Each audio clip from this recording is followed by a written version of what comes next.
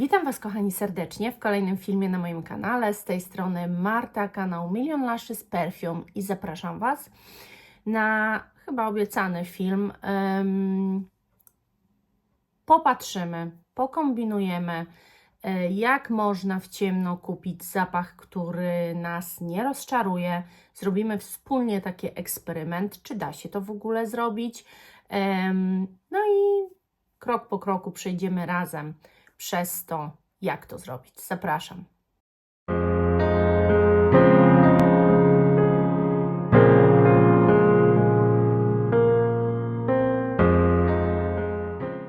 Wzięłam sobie zapach, na którym będę pracowała, bo żeby spróbować wybrać jakieś perfumy, które nie będą wtopą, to trzeba od czegoś wyjść. I tak, możecie wiedzieć na przykład, że lubicie jakieś konkretne nuty. Z tym, że pamiętajcie, że opis, jaki macie, bo będziemy pracowali na stronie Fragrantiki, zresztą Wy już widzicie tę stronę i to się już Wam wyświetla.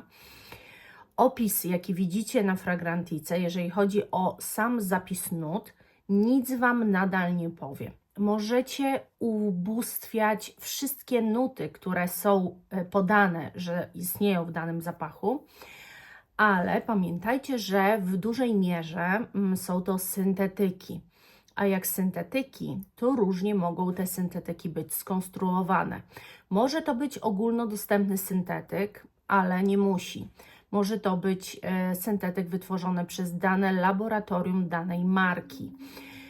I tutaj takiej informacji nie wiemy, trzeba być na jakimś totalnie wyższym levelu, mieć jakieś, nie wiem, kontakty, być może dystrybutorem być perfum, ale to też chyba raczej za mało. Trzeba by było znać kogoś, kto takie perfumy po prostu produkuje i dokładnie wie, jak w danej marce to wygląda, albo jak u niego to wygląda, żeby mógł nam przybliżyć prawdopodobieństwo tego, że wybierając zapach po nutach, trafimy w to, co chcemy. Ja uważam, że nie jesteście w stanie wybrać absolutnie zapachu po nutach, ale Fragrantica bardzo może Wam pomóc w zakupach, bo żeby zacząć poszukiwania zapachu, na którym Wam zależy, to trzeba od czegoś wyjść i najpierw sprawdzić, jak Fragrantica działa. I żeby ją sprawdzić, jak ona działa, no ja przygotowałam sobie Shiseido Ginza akurat, bo naprawdę ubóstwiam ten zapach i nie zgadzam się z opiniami. Dlatego to będzie genialny przykład, żeby nie wszystkim, co jest na Fragrantice, się sugerować. I teraz, jeżeli wejdziemy na nuty, to w nutach mamy granat, różowy pieprz, w sercu orchideę, frezję, magnolię, jaśmin, czyli dużo kwiatów, nuty bazy, paczula, cyprysik japoński, drzewo sandałowe. Czy nam to coś mówi? Nie, ale jeżeli przejedziemy wyżej, to właśnie tu jest informacja przeznaczona dla wszystkich, która mówi dużo więcej. Przede wszystkim mówi o tym, że jest to kwiatowa kompozycja. Jak najbardziej. Druga rzecz mówi o tym, że jest to drzewna kompozycja.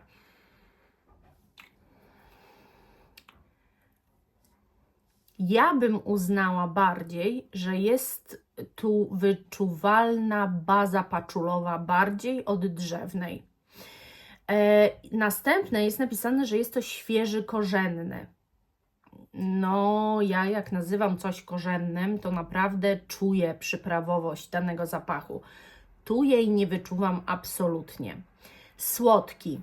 Tak, generalnie jest to zapach słodki, z tym, że moim skromnym zdaniem bardzo jest wyczuwalna nuta tego granatu. On bardzo dosładza te kwiaty i to naprawdę czuć. Dalej jest napisane paczulowy, później owocowy, lekko korzenny, biało-kwiatowy, ciepło-korzenny.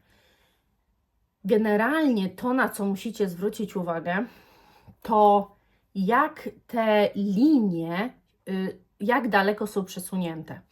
Bo tak, na samym początku macie kwiatowy i macie bardzo długą tą linijkę. Później macie drzewny, tylko trochę krótszą, a później macie już bardzo krótkie. Co oznacza, że tamte pozostałe nie dominują tego zapachu, tak jak te dwie pierwsze. I teraz na tym zapachu ja nie do końca drzewność jego wyczuwam. Dla mnie na tym drugim miejscu bardziej powinno być paczula.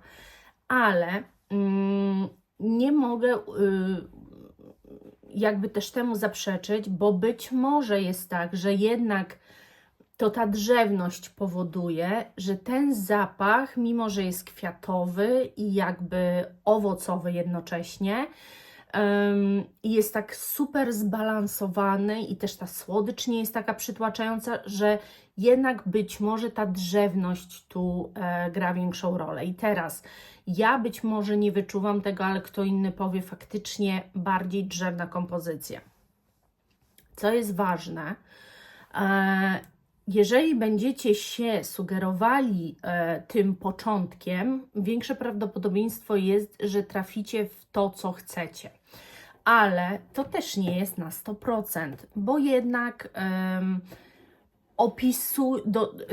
dodają swoją cegiełkę czytelnicy Fragrantiki do tego, co jest tu. A jak wiadomo, każdy z nas inaczej może odbierać ten zapach. Więc przejdźmy sobie dalej i przejdźmy sobie do miejsca, gdzie mamy informacje na temat trwałości i projekcji.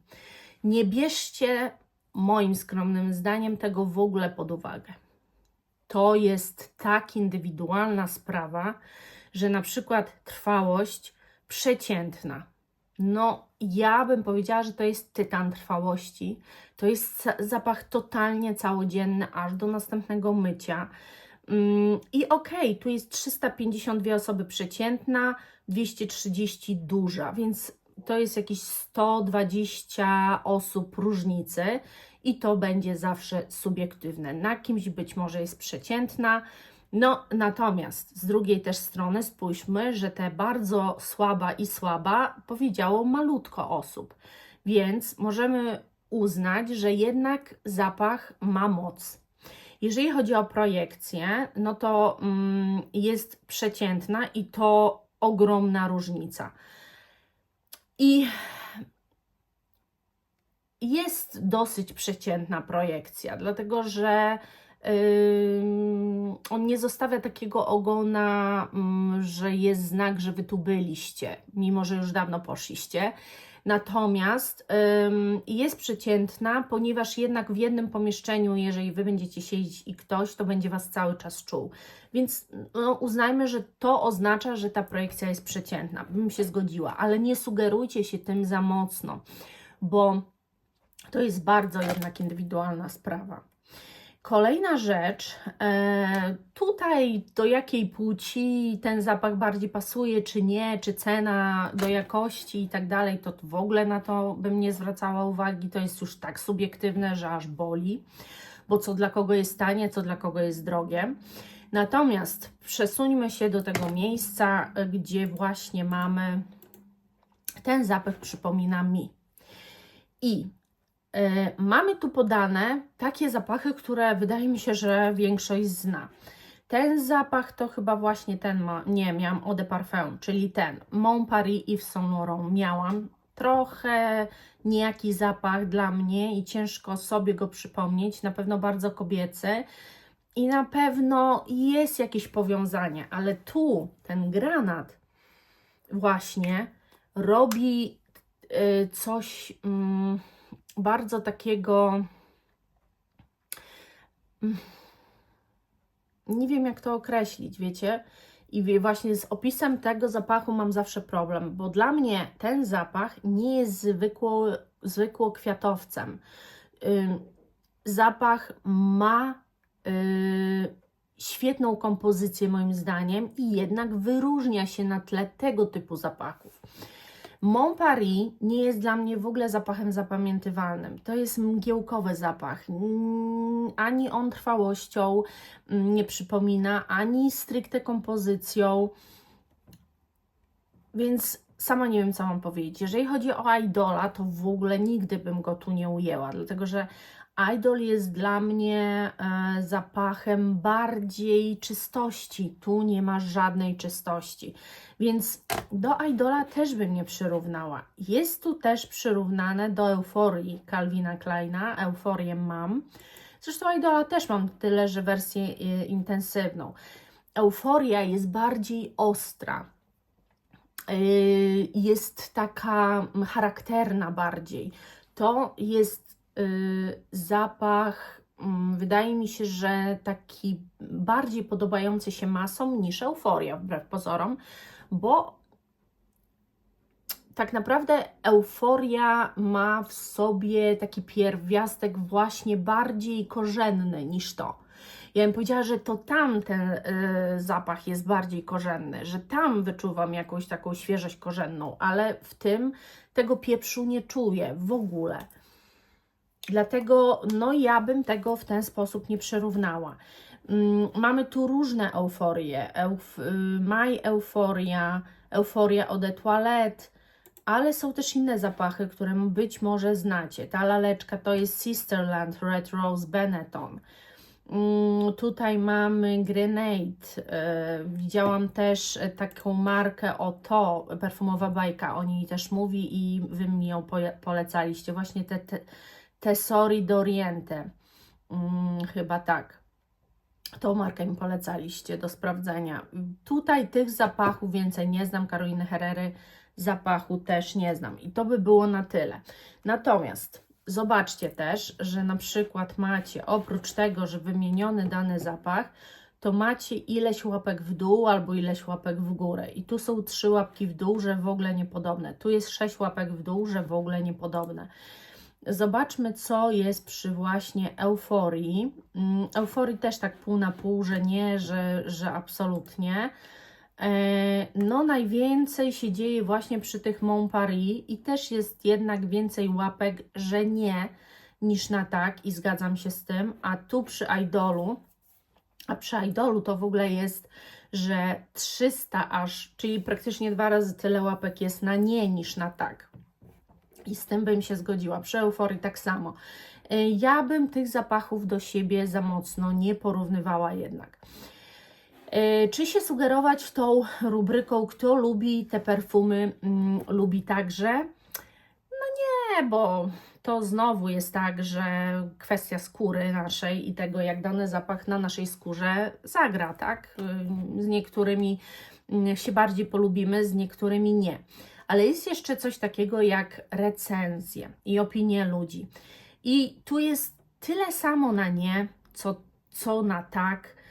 Tylko tak, ktoś wymaga też w tych opiniach od tego, że zapach nie jest odkrywczy i nie wiadomo jaki. Śmieszy mnie na przykład, słuchajcie, żeby wystawić taką recenzję, trzeba być czytelnikiem, czyli zarejestrowaną osobą na Fragrantice. Tutaj recenzji nie może napisać każdy od tak, po prostu odpalając sobie Fragrantikę. I ci sami czytelnicy i te same osoby, które tutaj komentują i opisują dany zapach, biorą udział w tych całych awards, jak ja to mówię. Po angielsku mi jest najlżej. Więc dziwi mnie, że osoby, które cały czas wybierają te same zapachy i które wygrywają non-stop te same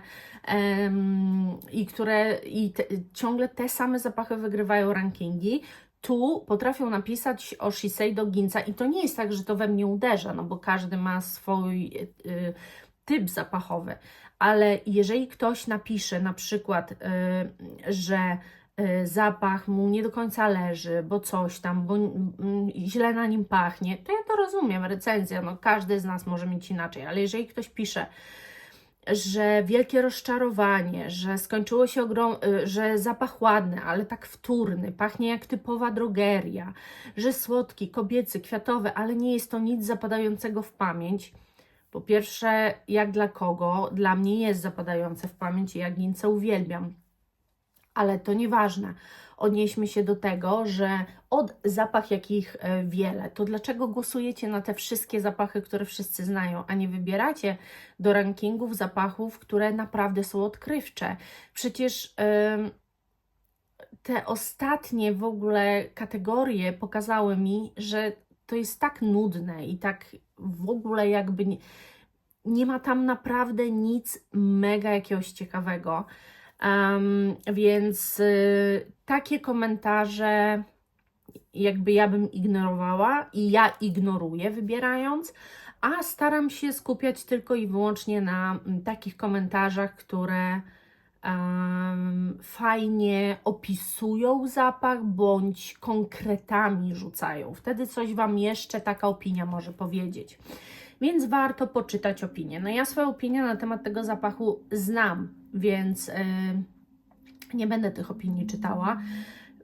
Natomiast wiemy po pierwsze, że na pewno zgadza się, że jest to zapach kwiatowy i nie odrzucam tego też, że jest to zapach drzewny, bo ja bardziej bym powiedziała, że paczulowy, dlatego że jest tu dla mnie jakaś nuta ziemistości. Bardziej może niż drzewna, ale może gdybym tak się bardziej skupiła, to jednak ja już ten zapach znam tyle czasu, że już wryte mam w pamięć, jak odbieram ten zapach. Ale generalnie nie sugerowałabym się nutami. I teraz spróbujemy razem wybrać zapach, który ja zakupię. Tylko musi to być coś, słuchajcie, dosyć taniego, bo chodzi mi głównie o to, żeby sprawdzić, jaki będzie odbiór zapachu wybranego na podstawie tylko i wyłącznie Fragrantiki. I teraz, czego poszukujemy? Dobrze jest wiedzieć, czego poszukujemy. Może wybierzmy sobie na przykład nuty bazowe i mamy też tutaj coś takiego jak nuty, bo możemy też szukać zapachów po perfumiarzach. Na przykład jeżeli mamy dużo zapachów Quentina Bisha, które nam się bardzo podobają, no to możemy szukać po perfumiarzu i jest duże prawdopodobieństwo, że to nam się spodoba. Ale możemy też szukać po prostu po nutach. I mamy tu taką zakładkę jak nuty. I na przykład może poszukajmy czegoś, co kompletnie będzie takie oderwane od tego, co ja mam w kolekcji, żeby zobaczyć, czy uda mi się na podstawie Fragrantiki wybrać to, co ewentualnie by mogło mi się spodobać. Taką trudną dla mnie, no dosyć może trudną nutą, której u siebie nie mam, bo kiedyś tam coś testowałam i chyba nie do końca mi przypadło do gustu, jest fiołek. Więc wejdźmy sobie w kwiaty, mamy kwiaty i wybierzmy sobie fiołek. Bławatek, clematis, fiołek ogrodowy albo po prostu fiołek. Może niech będzie po prostu fiołek, ok? Fiołek. I tu mam teraz bazę zapachów, które mogłyby ewentualnie spełnić moje oczekiwania. Więc wybierzmy sobie, nie wiem dlaczego, ale tą Lolitę Lempicką, Caprice Violet. Ja nie mam za bardzo Lolity Lempickiej, chociaż teraz zamówiłam coś z niej, ale właśnie chciałabym tę markę poeksplorować, bo ogólnie wydaje mi się, że potrafi mieć niezłe perełki. I mamy tu napisane, że jest to taki zdecydowany zapach fiołkowy, czyli po pierwsze nuta dla mnie dosyć specyficzna, ale że jest też pudrowy i że jest kwiatowym zapachem. I nie ma nic więcej, czyli bardzo prosty zapach. Jeżeli chodzi o nuty, no to mamy tylko ten fiołek. Myślę, że trochę za grubo, jakbym tym poleciała. I jeżeli chodzi o podobne, ten zapach przypomina Lipstick Rose. Ok, czyli może jednak nie, może idźmy dalej. Tu jest jakiś This Marc Jacobs Daisy Bloom. Może zobaczmy. Nie wiem, ile nie wiem, ile Marc Jacobs kosztuje, ale nie wydaje mi się, żeby dużo kosztował. Dobra, i tu mamy też fiołkowy, pudrowy, kwiatowy, czyli tak jak Lolita Lempicka i też sam fiołek. Ok, czyli szukamy dalej, bo nie chcemy takiego może stricte, wiecie, Violet. O, Issey Miyake. Mogłabym ich spróbować. Bardzo dawno nic nie miałam od Issey Miyake. I tutaj mamy, że to jest fiołkowy, pudrowy, irysowy, też owocowy, świeży, słodki, kwiatowy, wodny, drzewny. No więc właśnie 259 zł on kosztuje, ok. I jest to w ogóle wypust z 2024 roku, a nie mówiłam o nim w nowościach swoich. Ma gruszkę, fiołek i irys. Irysa się boję, ale w nazwie jest o fiołku, nie o irysie, więc być może właśnie byłoby to coś fajnego. Jeżeli chodzi o to, do czego to jest podobne, ten zapach przypomina mi Escadę, Loving Bouquet Escada, Laura Tender, Laura Biagotti. I tu nawet jest więcej na tak niż na nie. To jest Eugenie Rens. Tu mamy Peoni L'Herbolario. Lanvin, ten znam. Eclat d'Arpage, to znam i miałam nawet próbkę i to jest podobne do tego, to by było bardzo ładne. Bardzo ładny jest ten zapach.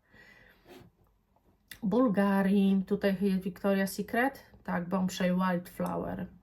Ok.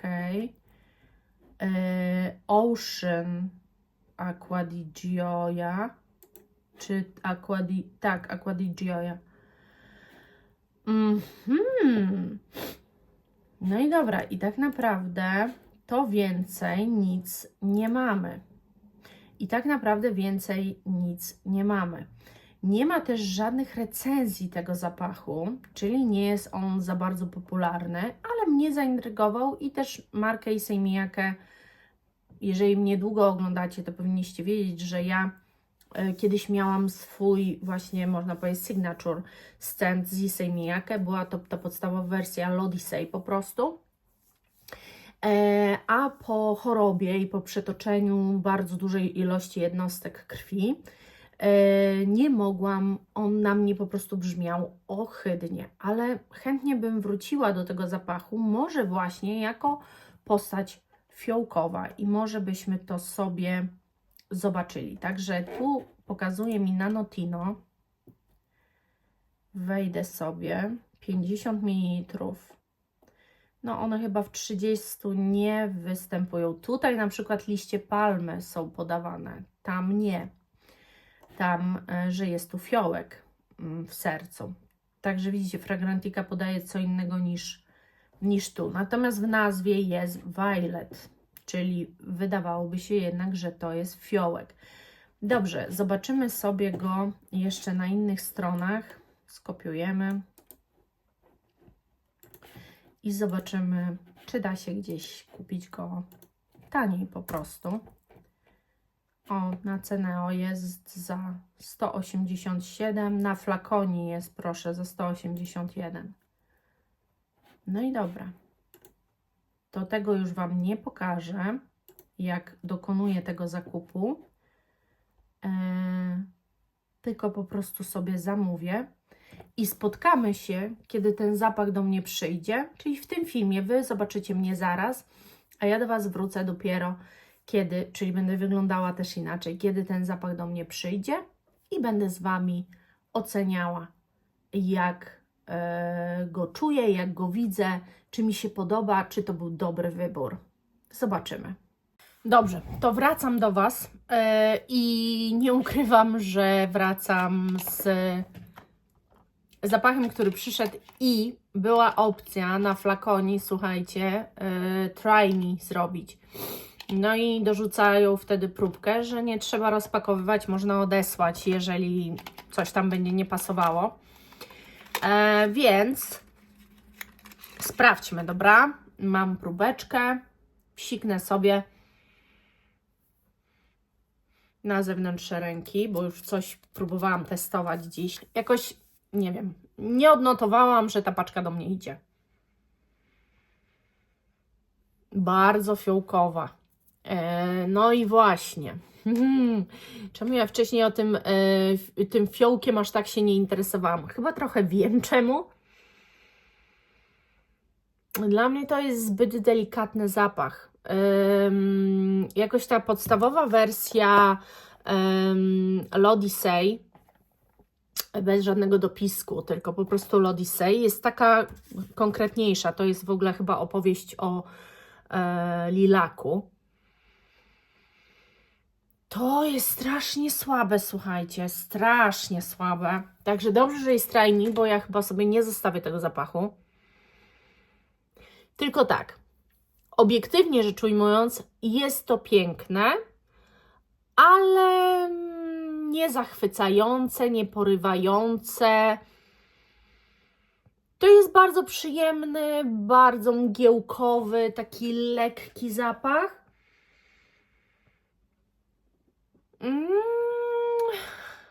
Generalnie jakbym go sobie zostawiła, to bym nie żałowała. Ale jest bardzo fiołkowy. I fiołek, irys to jest coś takiego bardziej konkretnego, natomiast fiołek